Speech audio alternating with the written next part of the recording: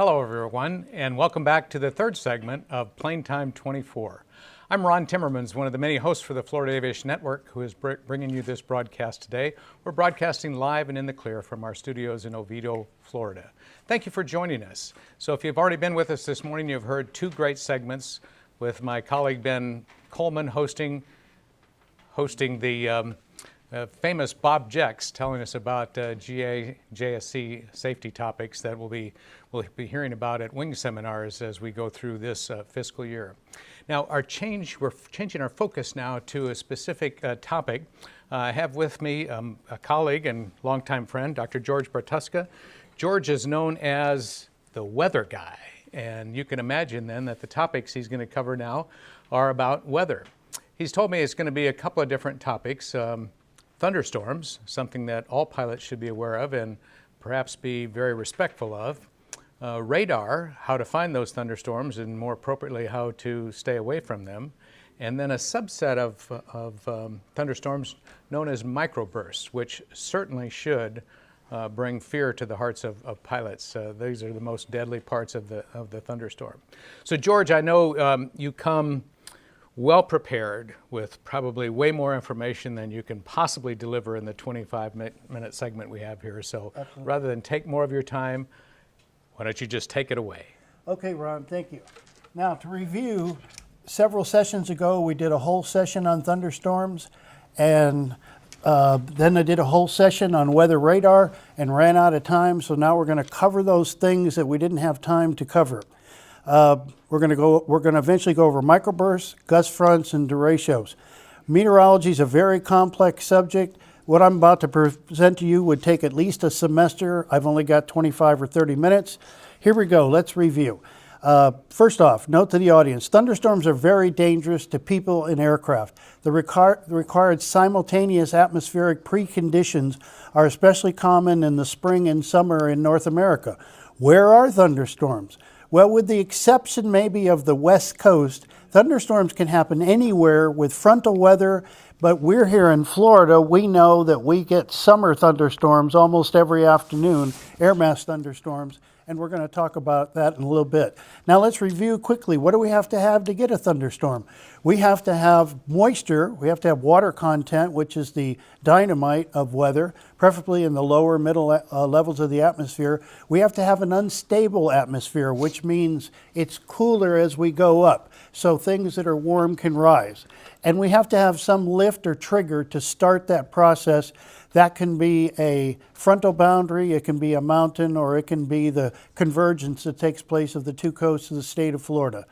Like I said before, predominantly we have air mass thunderstorms in Florida in the summer. This time of the year, now in the winter, we get frontal boundaries that come down from up north.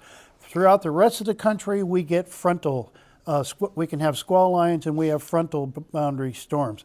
Now, the three main stages of a thunderstorm, to the glider pilots, they know the cumulus stage because that's what they're looking for, to see air rising if it's going to be a good day to go soaring.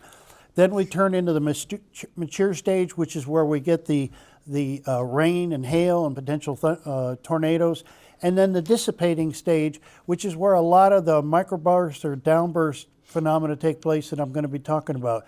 Here specifically is an illustration of what happens here in Florida. Because we have two coasts, we get a sea breeze developed on one coast and a sea breeze developed on the other. They converge in the middle of the state of Florida, and right down the middle we get this converging of air from the sea breezes. And if there were no other weather phenomena in Florida, we'd have thunderstorms right down the middle of the state every day in the afternoon. But we do have other weather systems from highs and lows, so things can move around.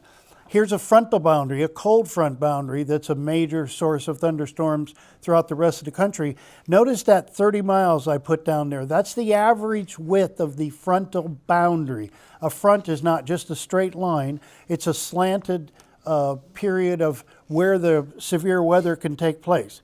In the case of the warm front, look at the boundary at 370 miles on an average. So there's much more to be worried about in addition to cold fronts with warm fronts, and wind shear problems do occur in warm fronts.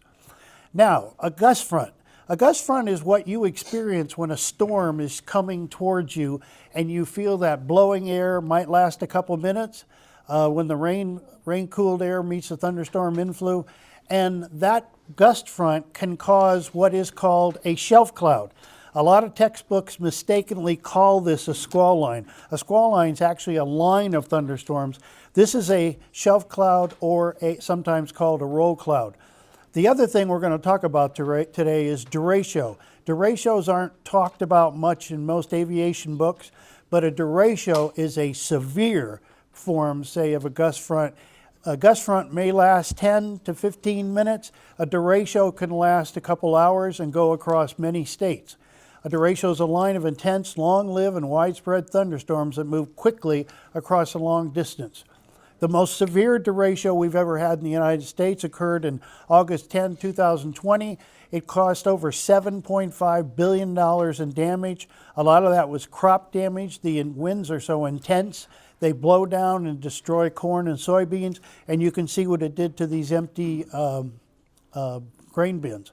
One of the most dramatic derechos ever caught on film was at the Indianapolis State Fair in 2011, and this wind system, we have a video that was caught, and I do need to mention that when this stage came down, it did kill several people and it did injure many people, but it is an excellent illustration of what a derecho really happens. Here you can see that wind. Imagine you're in an aircraft and you're coming towards that wind. There's got to be a lot of wind in there to bring that thing down. That is a classic case of a derecho. Great. So next I want to talk about the energy for all of our weather is the sun, of course. The center of the earth is hot, but that really doesn't affect our weather. Our weather comes from the sun, and it's not the sun heating the atmosphere. Energy from the sun is at the wrong wavelength. It heats the earth, and the earth re-radiates that energy up to heat the atmosphere.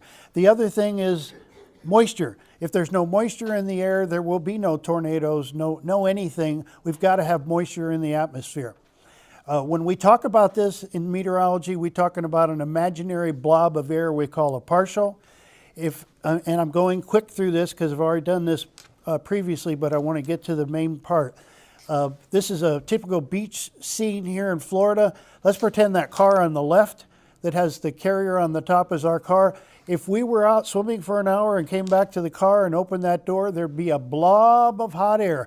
And that hot air would start to rise just like a hot air balloon, and it would go up, say, to 5,000 feet, and at that point it would have equalized with the air around it, and nothing would happen.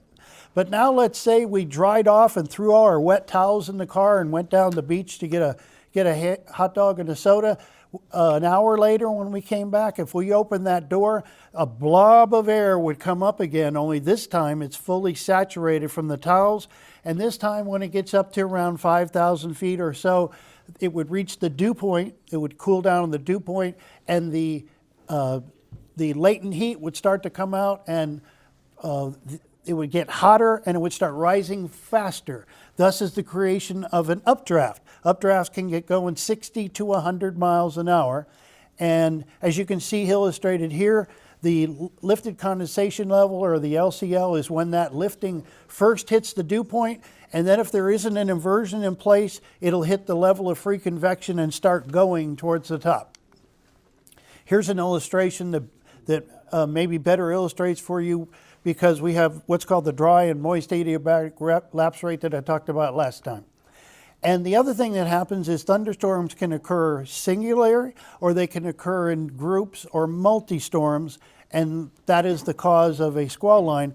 But if you follow that middle arrow, you can see the three different stages of the thunderstorm happening, and that's important when we talk about downdrafts and microbursts. Now, radar originally stood for radio detecting and ranging. Today, we should say it's microwave detection and ranging because of the signals that we use. A radar basically sends out a pulse that's reflected by something moist with water, comes back and is detected. Simply stated, weather radar transmits a radio signal or pulse that reflects off an object, typically rain or hail, rain or hail that creates an electronically displayed echo or blip. Note, weather radar only detects precipitation, not turbulence, unless you have Doppler radar on board or on the ground that can detect the water that's being moved by the turbulent air. Yet we know, George, that if we're in an airplane that has onboard radar and we see thunderstorms out ahead, we are looking at the return of moisture precipitation. Right. Often associated with that is turbulence. Turbulence, right, exactly. So we'd know that's another reason not to go towards a thunderstorm. Absolutely, absolutely. Almost for certain be present. Absolutely, good. And last time I went into depth on these 4 topics here. Today we're only concerned with the terminal Doppler radar, which was developed especially or specifically to detect downbursts and microbursts, detects low-level wind shear and gust fronts. And that system includes the terminal Doppler weather radar, installed low-level shear detectors from 6 to 36 at an airport, and the ASR-11 or ASR-9 radars that the air traffic controllers use that are all incorporated into a software package. Now let's talk quickly about radar again. Radar is a beam of electromagnetic waves. It has an amplitude and a frequency. In aviation and meteorology, we focus more on the wavelength. The electronic people focus more on the frequency. Here's an example of an electromagnetic wave. In standard radar, we're only using the horizontal wave. In Doppler radar, we're using both, and in dual pole, we're using both, and I'll talk about that in a minute. In the electromagnetic spectrum, there's only a part that's the microwave. Different radars use different microwave frequencies. At the top is our basic signal. I show this because we all know what AM and FM radio are. AM is an amplitude modulated signal, FM is frequency modulated signal. But in the case of radar, we're dealing with energy that's moving at the speed of light, or 186,000 miles per second. If we could get an electromagnetic signal to go around the Earth, it could go around the Earth 7.5 times in a second. Give you an idea how fast it's moving. Now the actual radar pulse on the average is only 1 microsecond or 1/1,000,000th of a second. The importance about that is it spends the next 999 microseconds listening for the return or the echo of that signal. What this means in the end is that the radar is in the listening mode 99.9% of the time, and thus it's not going to hurt you under most conditions. Now, weather radar has become the primary means of detecting, describing, tracking, and nowcasting or forecasting precipitation-laden and to a more limited extent clear air weather over the United States in the case of Doppler. Now, what is this Doppler radar about? If we look at this image, you see there are 2 sine waves in the background that are gray. That's the signal that gets transmitted out. Then there's a red sine wave on the top one and a green sine wave on the bottom. The gray line is the transmitted signal. The return energy changes the wavelength characteristic when it hits a target moving away.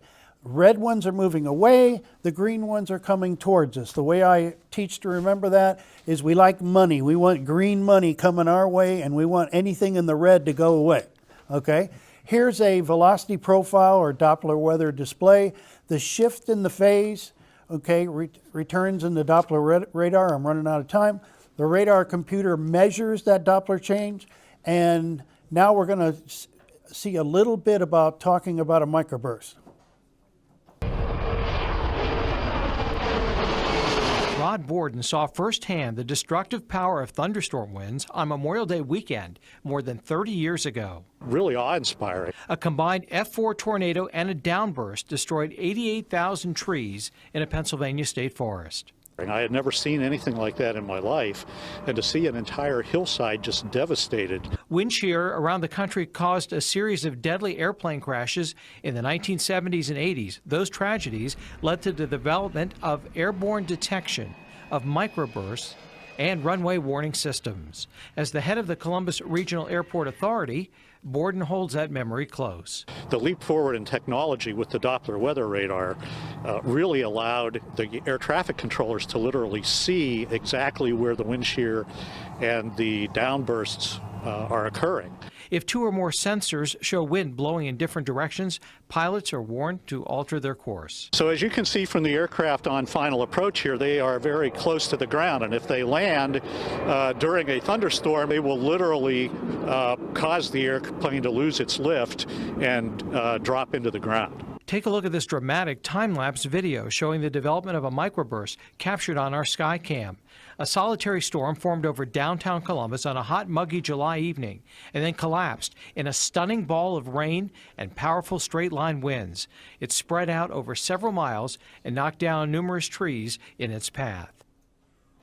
So that was a beautiful illustration of what we're talking about now. Trained airline pilots who fly into major airports, they have detection equipment on board the aircraft, they have training, and they have automation on board called a togo switch that take off and go around that'll help them do the things they automatically need to do to avoid a microburst. But the general aviation pilot who's flying into non-huge airports that doesn't have radar may not have that. They need to use their vision to look for signs of what might be a downburst in process. I'm going to skip through this. We're going to go back real quick to 1940. A DC-3 crash killing a senator. At the time, it was considered the worst aircraft accident in industry, but more things happened. We lost a lot of aircraft during World War II for weather, for reasons nobody knew. So after the war, we instigated Project Thunderstorm, where we were in Florida for a year and then Ohio for a year. We flew P-61 Black Widows into thunderstorms at 5, 10, 15, and 25,000 feet. And from that came a report called the Thunderstorm Project, which was the first time we documented the stages of a thunderstorm that we have today. This is a copy of the report, and the thing that is in here that nobody knew at the time that we now can go back and look at, it says a portion of the microbarograph record for July 14, 1947 from station so-and-so showed a pressure nose. Nobody had any idea what that pressure nose was right there. Whoops. That peak, that came from this instrument right here. This is a microbarograph. Okay, there we go. This is a microbarograph. At one time, this was the standard in the world. Okay, back. Okay, then comes in the picture Ted Fujita, who came from here from Japanese, who is a famous meteorologist. He passed away in the 90s, but he is known as Mr. Tornado until he discovered the microburst. This was his documentation in 1974 of the super outbreak of tornadoes, over 170 tornadoes. While he was doing this research, this is the typical sign that a tornado has gone through, but he saw this starburst patterns, and also other telltale signs of something that was not a tornado. This is a slanted roof shed where you can see the wind obviously came straight down and off to the side. But what he brought to the table that nobody else did, he was in Japan during World War II as an engineering student. He was in Kokura. Most people don't know that we did bomb Hiroshima and then we bombed Nagasaki, but originally Kokura was the second target. Fortunately, it was clouded over, so Mr. Fujita wasn't affected. But after the war, he was involved in going in and analyzing the damage from the bombs, and it was a starburst pattern, and that's what allowed him to do the further research. And I don't want to neglect the fact that supercell thunderstorms have front downdrafts and rear downdrafts. That's another phenomena that could affect us in flight. But this downburst that creates a microburst is a stream of air coming straight down or down at an angle, and it can create a donut-like vortex roll.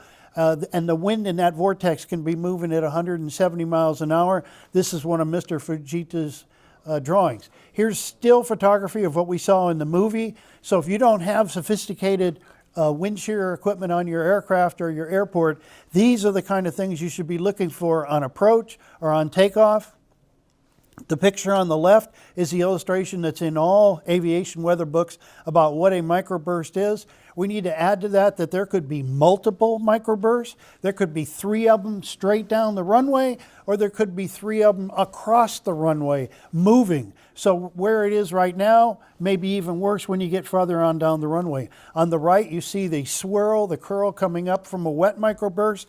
We have dry microbursts, microbursts that take place when there is no falling precipitation, or there's only virga, which is rain that comes down and evaporates before it gets to the ground, and it looks like a curtain hanging in the air.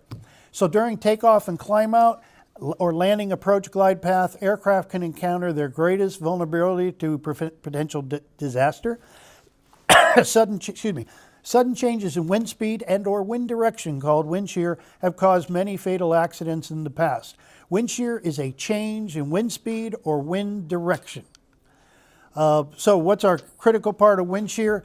They can cause the wind direction changes of 180 degrees, can cause wind speed changes in excess of 50 knots.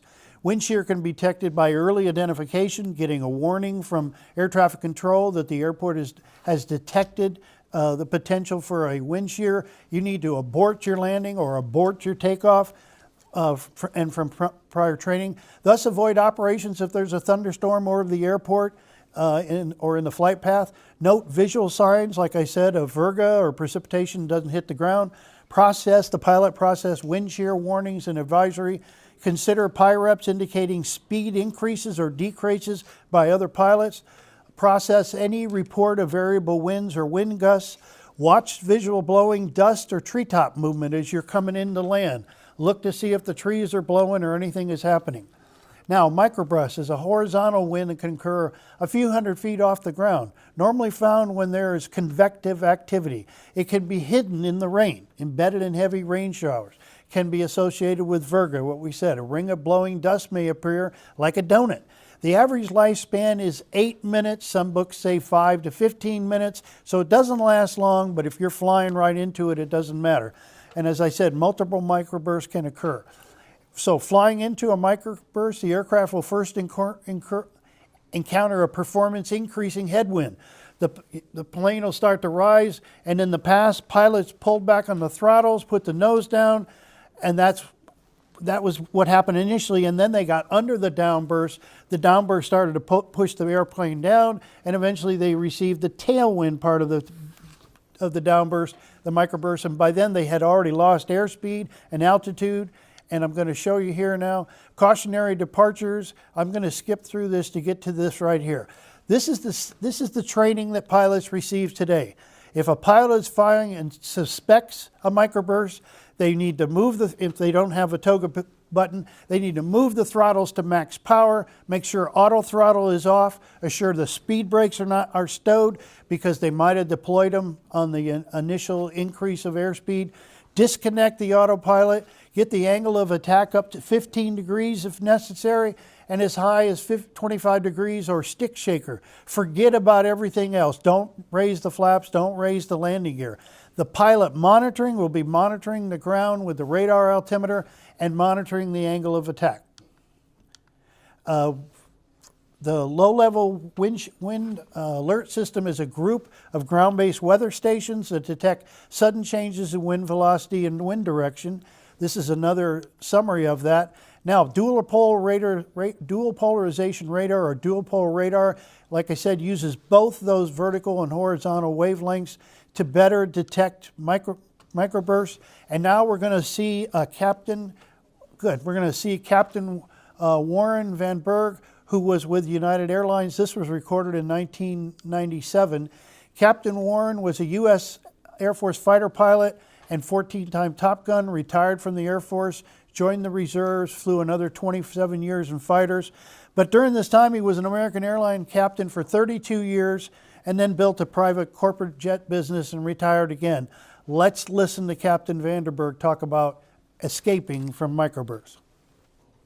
Do not try to watch the wind field vector. Don't try to watch control column position. Don't try to watch EPR. I will tell you right now, if you were watching EPR, you would see that the pilot's got full power on these engines. You will also see that subsequently the auto throttles will retard the power, in this case due to a high speed cue. Don't let that happen. Up and off till you're done with them. What I want you to watch on this run is the body angles of the airplane and these two things, AOA and airspeed. I hope at this point you will agree with me. Airspeed is energy. And AOA is lift. They can't hear And we're going to watch energy and lift play out in this scenario. On the energy indicator, we have the VREF for the airplane right here, and then 10 knot increments. Right now he's about plus 15. On the lift indicator over here, we have an analog angle of attack indication, and that bar right there is stick shaker alpha, what we know as CL max, okay? And then 24 under the 25, that would be stall alpha or flow separation. By the way, is this interesting to you? The flight data recorder has an analog angle of attack indicator. And further, the NTSB says that one of the channels on our airplanes must be angle of attack indication. Because after all, when we go to investigate an accident, how can we possibly tell what happened if we can't see angle of attack? Think about that. Isn't that interesting? All corporate jets fly with it. Now all military aircraft fly with it. And we can't see it clearly. We have some tools, but we can't see it clearly. Now let me tell you something. The NTSB is with us. They are recommending they should be in all airplanes. Okay. What we're going to do then is watch energy and lift play out, okay? And at the end of this scenario, I'm going to ask you, did this crew extract anywhere near all of the energy or all of the lift in this scenario? Here we go. 351, you copy the cross? Yes, sir, we're on the way back to 351. Thank you.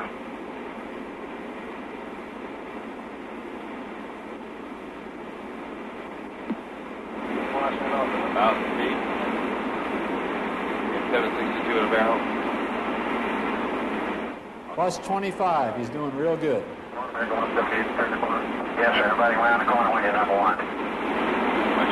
American 136, contact. You're going to lose it all of a sudden. There it is. Push it up. Push it way up. Way up. Way up.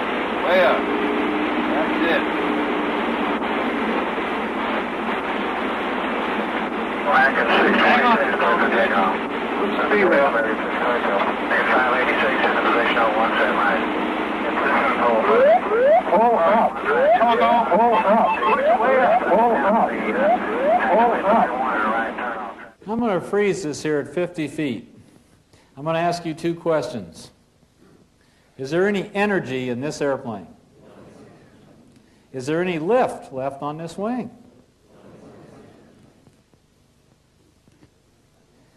You know, there is no harm, no foul on this crew. There really isn't. I mean, do you see how purely fast this happens to them? You see how quick that happened?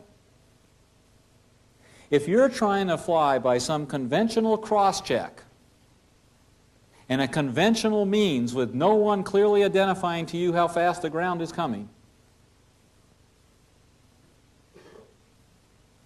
rest their souls, I'd be there too. But if one pilot were purely focused on extracting all the lift out of this wing and the other were purely focused on how he's doing relative to the ground, our non-engineering study shows that this plane would have never come below 500 feet AGL. Okay, of course that was Delta Flight 191 in Dallas-Fort Worth in 1985. And just so the audience know, that's from a YouTube clip that's about a half hour long. It's excellent. If you're an active pilot, I highly recommend you go online and watch the whole thing.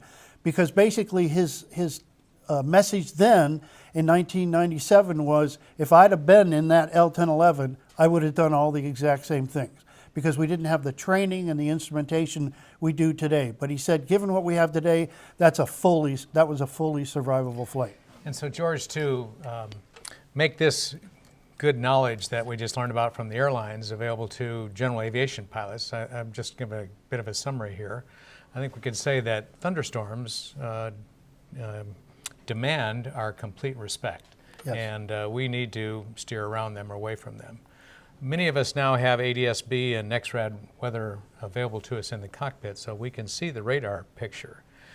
But that radar picture we're seeing is not a now radar picture like it would be if we had live radar pointing out the front of the airplane. So this is maybe several minutes old. So where the thunderstorms were then is not necessarily where they are now. So again, Good point. 20-mile going around a thunderstorm by 20-mile radius is probably a good idea for most of us to get to know. And then microbursts, just a very deadly phenomenon. And as we found out from that Delta clip, by the time you're in it, there's almost no time to react. The reaction we know should be power up, pitch to a climb attitude, and just make a go-round. Don't try and fight it. And the same thing that would be indicated by wind shear and the like.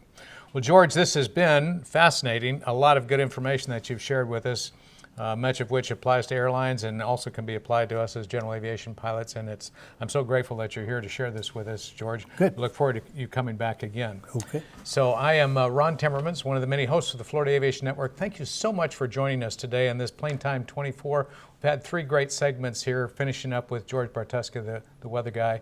We'll be back again in a month or so, so stay tuned for Florida Aviation Network. And for those of you who are interested in wings credit, we're about to flash the credit number that you use to apply for wings credit, so that should be coming up. It's after the credits, right? After I sign off, you'll see it on the credits. So stay tuned for just a few moments longer. Thank you again for joining us, and have a blessed day.